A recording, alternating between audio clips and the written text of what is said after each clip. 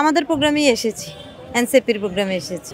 NCP হচ্ছে নতুন বাংলাদেশ গড়বে, সেই আজকের এই দিনে এক দফার ঘোষক নাহিদ ইসলাম ঘোষণা দিয়েছিল হচ্ছে ঢাকার উদ্দেশ্যে এক দফা দাবি নিয়ে হচ্ছে সরকার পদত্যাগের মানে উদ্দেশ্য নিয়ে আমাদেরকে এই ঢাকায় আসার জন্য আহ্বান জানিয়েছিল। সেই সুবাদে আজকের সেই দিনেই আজকে আবার সেই শহীদ মিনারেই আমাদেরকে একত্র হওয়ার ঘোষণা দিয়েছে নাহিদ ইসলাম।